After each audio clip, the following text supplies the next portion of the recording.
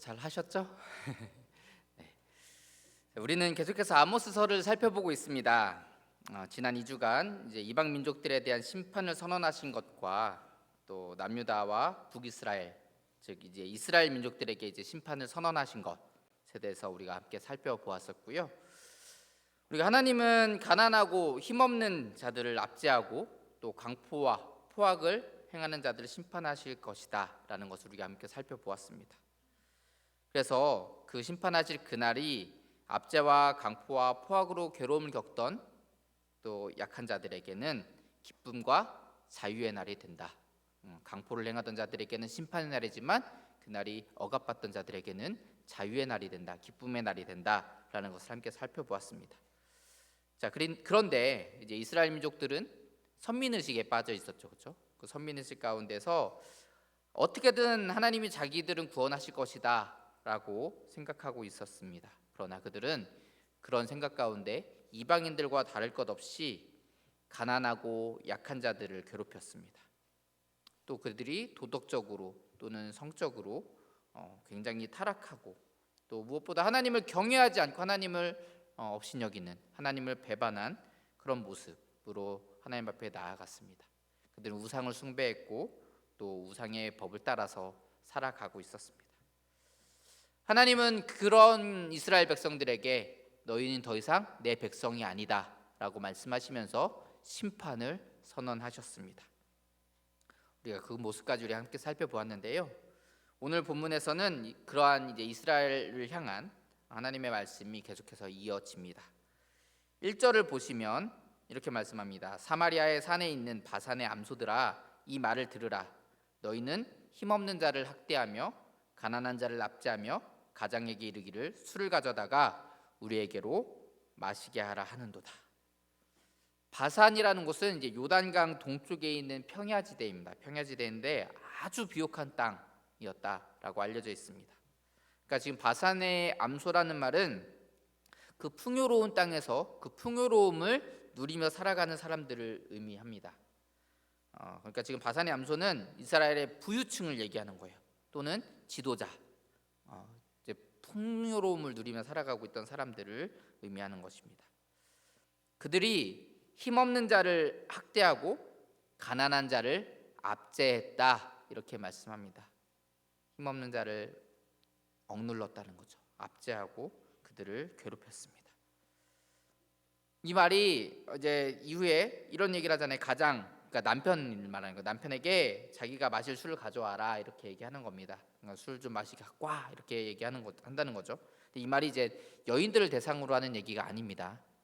아까 우리 앞에서 살펴본 대로 여인들을 대상으로 하는 말이 아니라 이스라엘의 부유층을 이제 바산의 암소라고 표현했기 때문에 남편 뭐 이렇게 가장 이런 모습 이런 얘기들을 쓴 것이지 이것이 이제 여인들을 대상으로 쓴 것이 아니다라는 것을 우리가 좀 염두에 둬야 됩니다. 어쨌든 이스라엘의 부유층들이 지금 이렇게 술에 빠져서 쾌락에 빠져서 살고 있었다라는 것을 지금 말씀하고 있는 거예요.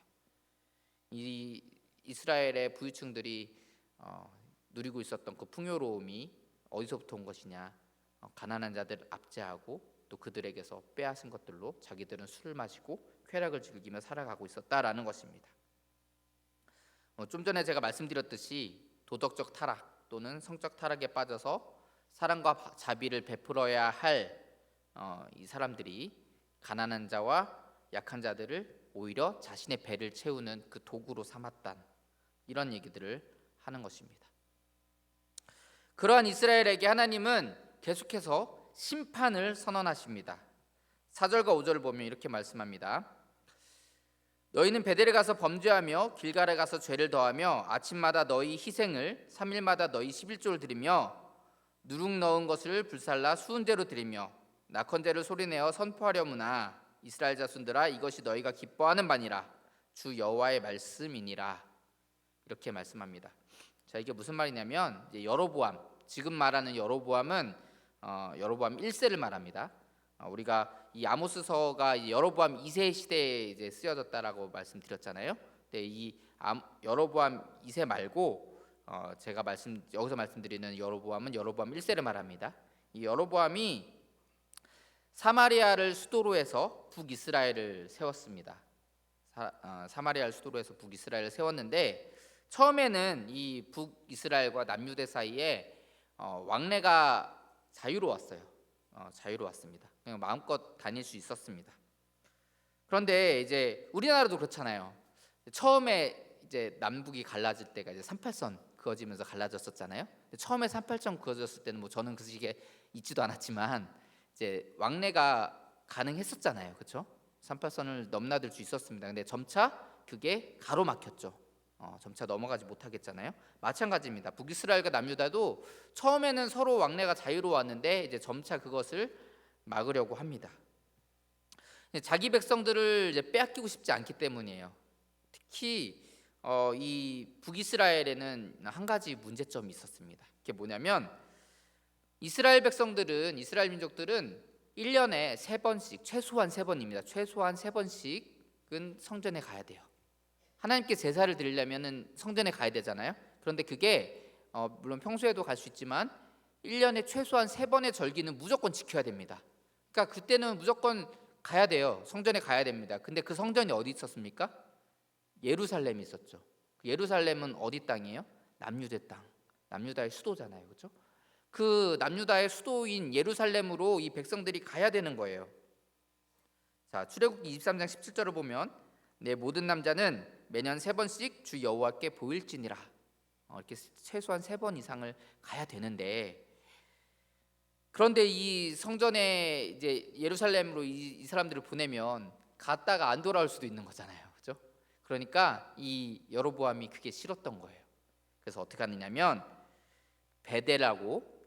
베델과 단에 금송아지를 만들어 놓습니다. 금송아지를 만들어 놓고 여기가 이게 하나님이다. 이게 여호와 하나님이다 하고 거기서 제사를 지내게 합니다. 오늘 본문에는 이제 단 대신에 길갈이 들어가 있었죠. 길갈. 호세아 12장 11절을 보면 길르앗은 불의한 것이냐 과연 그러하다 그들은 거짓되도다 이렇게 말씀하시면서 뒤에 뭐라고 말하냐면 길갈에서는 무리가 수송아지로 제사를 드리며 그 제단은 바디랑에 쌓인 돌무더기 같도다. 자, 이 길갈에서도 이 우상을 숭배하는 하나님이라고 말하면서 엉뚱한 금송아지를 섬기는 그러한 모습들을 이제 보여주고 있는 것입니다. 그러니까 이제 우상을 숭배하는 그 중심지가 바로 베델과 이 길갈이라는 거죠. 자, 이렇게 베델과 길갈은 우상에게 절하는, 우상에게 제사하는 그 제단이 있던 곳이었습니다. 하나님은 오늘 본문 4절과 5절을 통해서 이러한 이스라엘 백성들의 우상 숭배를 지적하시는 것입니다. 그것이 하나님이 아닌데 하나님이다라고 그곳에 절하는, 그곳에 제사하는 그런 이 이스라엘 백성들의 우상 숭배를 지적하고 있는 것입니다. 계속해서 하나님 6절에 이렇게 말씀하십니다. 또 내가 너희 모든 성읍에서 너희 일을 깨끗하게 하며 너희의 각 처소에서 양식이 떨어지게 하였으나 너희가 내게로 돌아오지 아니하였느니라. 여호와의 말씀이니라. 자, 이 앞에까지는 일단 이스라엘 백성들의 죄악들을 지적을 했어요. 그러고 나서 지금 뭐라고 말씀하시냐면 하나님이 이들에게 그래서 이렇게 행하셨다라고 말하는 거예요. 근데 계속해서 반복되는 말이 뭐냐면 너희가 내게로 돌아오지 아니하였느니라. 여호와의 말씀이니라. 이 말씀이 계속해서 반복될 것입니다. 무슨 말이냐면 이스라엘 백성들이 이 가나안 땅에 들어갔을 때 하나님을 배반했죠. 그렇죠? 하나님을 배반했습니다. 그리고 우상을 숭배했어요. 그때 하나님께서 이스라엘 백성들을 이제 괴롭힐 수 있도록 이방인들이 이스라엘 민족을 침략할 수 있도록 허락해 주셨어요. 그래서 여러 나라들이, 여러 민족들이 이스라엘 백성들을 억압하죠. 와서 침략하고 노략해 갑니다. 그 고통 속에 이제 이스라엘 백성들이 있다가 어떻게 하냐면 하나님께 부르짖어요. 그러니까 하나님이 어떻게 하시죠? 그들을 모른 척 하셨나요? 네, 사사를 세워서 그들에게 구원을 허락해 주셨습니다. 사사를 통해서 그들을 구원해 주셨어요. 그 구원해 주셔서 하나님께서 구원해 주셔서 그들이 평안함을 되찾았습니다. 그럼 그 평안함을 되찾았으면 계속해서 하나님을 높이면서 살아가야 되는데 그들이 어떻게 합니까? 또다시 하나님을 배반하죠. 그럼 또다시 괴로움 속에 빠져요. 그럼 어떻게 합니까? 부르짖습니다. 그러면 하나님이 또 사사를 세워서 구원해 주셨어요. 이거를 계속해서 반복했죠. 그렇죠? 우리가 그 사사기를 통해서 이 이야기들을 계속해서 보지 않습니까? 이러한 답답한 모습을 보면서 우리가 참, 이 사람들 너무 한심하다, 너무 답답하다 이렇게 얘기를 하잖아요. 이렇게 생각을 하잖아요. 자, 그런데 오늘 본문의 이스라엘 백성들은 이보다 더합니다. 이보다 더해요. 하나님은 그들을 괴로움과 고통 가운데 두셨습니다. 좀 전에 읽은 우리 6절 말씀에서 너희의 각 처소에서 양식이 떨어지게 하였다 이렇게 말씀하잖아요. 그들의 이가 깨끗하게 했다라는 말이 뭐냐면 먹지 않으니까, 먹을 것이 없어서 먹지 못하니까 이가 깨끗한 거예요. 그러니까 그렇게 양식이 없게 하셨다는 겁니다. 그렇게 괴로움 가운데 있게 하셨다는 거예요. 그럼 어떻게 해야 됩니까? 그 괴로움을 겪을 때 이 괴로움 속에서 우리가 하나님께 나아가야겠구나, 하나님께 부르짖어서 이 괴로움 가운데서 우리 구원해 달라고 해야 되겠구나 라고 생각해야 되잖아요. 그런데 그들은 돌아오지 않습니다. 돌아오지 않습니다. 7절에서도 이렇게 말합니다. 또 추수하기 석 달 전에 내가 너희에게 비를 멈추게 하여 어떤 성읍에는 내리고 어떤 성읍에는 내리지 않게 하였더니 땅 한 부분은 비를 얻고 한 부분은 비를 얻지 못하여 말랐음에. 그러니까 이 곡식이 잘 자라려면, 잘 열매를 맺으려면 이른 비와 늦은 비가 필요합니다.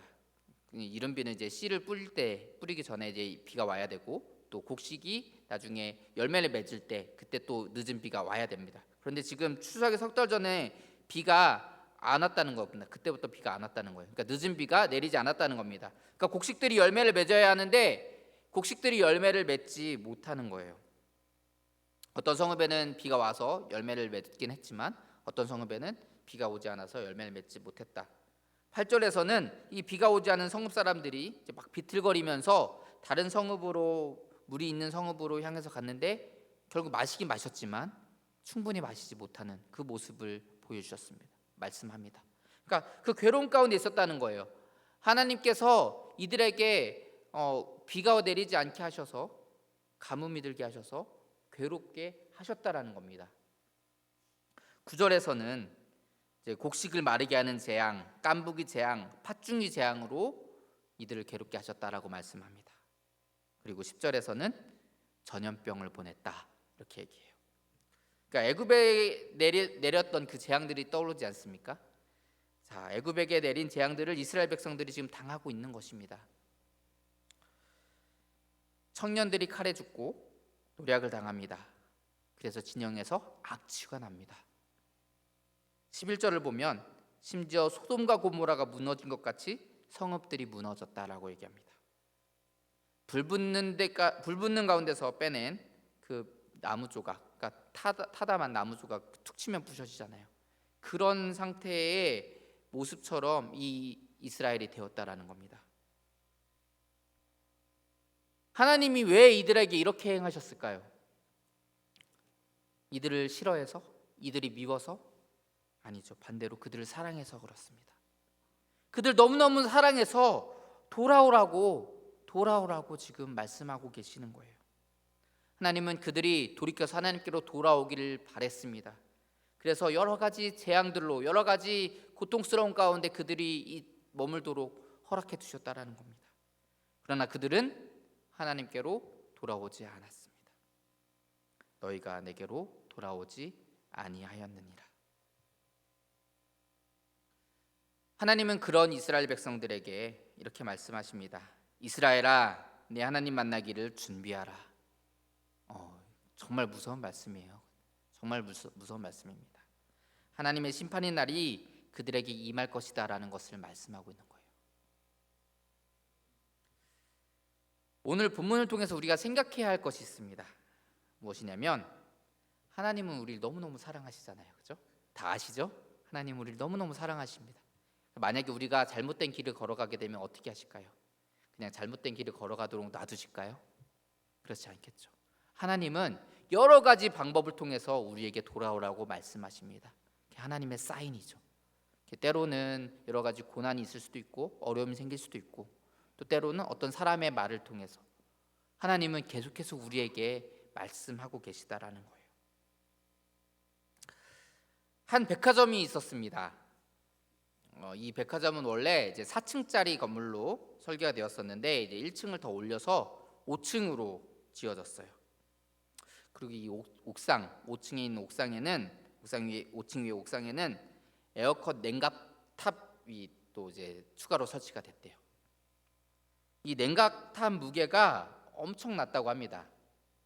탑 자체의 무게가 36톤이고 또 여기에 물을 채우면 87톤이 됐대요. 이게 원래 버틸 수 있는 하중이 옥상 하중이 한 20톤 정도 되는 것 같은데 4배가 넘는 지금 하중을 지금 추가가 됐다라는 거예요. 하중이 추가가 됐다. 그리고 이 백화점은 지어지자마자 이제 막 미세한 진동 같은 게 있었대요. 미세한 진동 같은 게 있었고 또 미세한 균열도 눈에 보였다라고 말합니다. 이게 다 부실공사 때문이죠. 부실공사 때문입니다. 우리 얼마 전에 한번 난리가 났었잖아요. 그 아파트들 때문에 이제 순살자이니 통뼈 캐슬이니 흐르지오니 막 이러면서 이제 사람들이 막 이렇게 얘기하는데 이러한 부실시공 문제 아직까지도 이제 존재하고 있는 이 부실시공 문제가 있었다라는 겁니다. 자, 이렇게 이 백화점 건물은 부실시공으로 인해서 바닥과 기둥 사이에 철근도 누락되어 있는 상태였다라고 해요. 그러다가 이제 5층에 이제 식당가가 있었는데 이 식당가 천정에 균열이 생겼다라고 합니다. 균열이 생겼습니다. 자, 이것은 이제 건물이 붕괴될 아주 위험한 위기다라는 것을 보여주는 현상이었죠. 아주 위험한 신호였습니다. 그러면 이제 사실 이 백화점이 영업을 중단하고 이제 보강을 하든지 뭔가 문제점을 찾아보든지 해야 되지 않겠습니까? 그러나 이 백화점은 계속해서 영업을 이어갔습니다. 여러분 다 아시죠? 이 백화점이 어느 백화점인지 아시겠죠? 네, 그 유명한 삼풍백화점입니다. 1995년 6월 29일 이 백화점이 붕괴되었습니다. 이게 재산 피해는 물론이고 수많은 사람이 다치거나 죽었습니다. 이때 참 많은 일들이 있었죠. 이 일이 일어나기 한 1년 전쯤에 성수대교도 무너지고, 그렇죠? 이 삼풍백화점도 무너지고.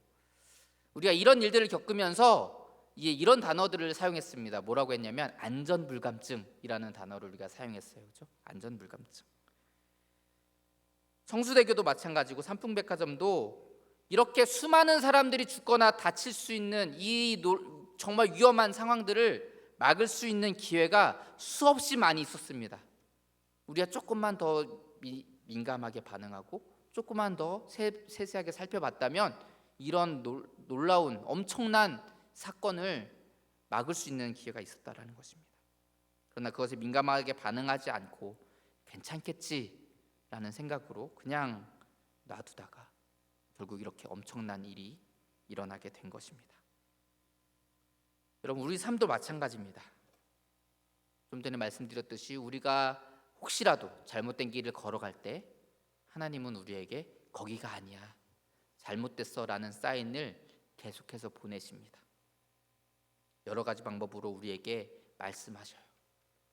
그런데 그 말씀을 들을 때 우리가 이 성수대교와 이 삼풍백화점을 그 상품가 상황 속에서 안전불감증을 가졌던 것처럼 우리가 하나님의 말씀에 불감증을 가지고 있다라고 하면 우리의 결말은 멸망일 뿐입니다.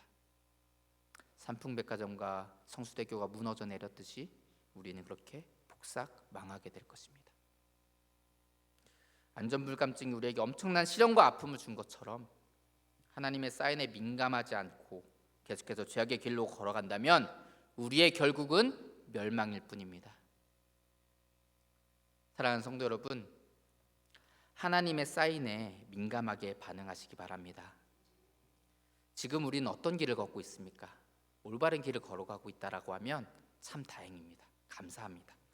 그러나 혹시라도 하나님이 싫어하시는 그 죄악의 길을 내가 혹시 걸어가고 있다라고 하면 지금 바로 회개하시고 돌이키시기 바랍니다.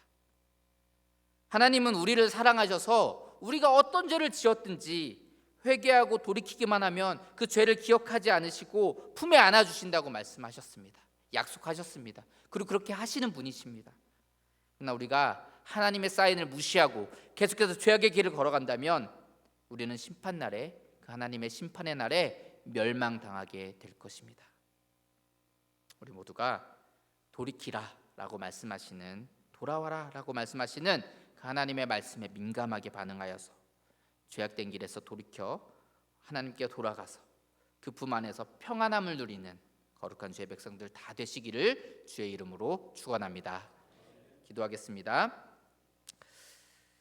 사랑의 하나님, 부족하고 연약한 저희들을 사랑하여 주셔서 죄악된 우리들의 모습 가운데서도 하나님 우리를 돌이키게 하시고 우리를 품에 안아주시며 그 구원의 손길로 우리를 인도하여 주시는 그 주님을 바라봅니다. 하나님, 혹시라도 우리가 지금 죄악의 길을 걷고 있다면 돌아오라고 말씀하시는 그 주님의 말씀에 민감하게 반응하는 우리들 되게 하여 주시옵소서. 그리하여서 지금 바로 회개하고 돌이켜 주님 앞으로 나아가는 저희들 되게 하여 주시옵소서. 정말 죄악의 길을 계속해서 걸어가서 멸망당하는 자 되지 않게 하시고 오직 하나님의 구원의 날에 기쁨을 또 감사를 평안을 누리는 우리 모두가 될 수 있도록 축복하여 주시옵소서. 날마다 함께 하실 줄 믿사오며 거룩하신 예수님 이름으로 기도합니다. 아멘.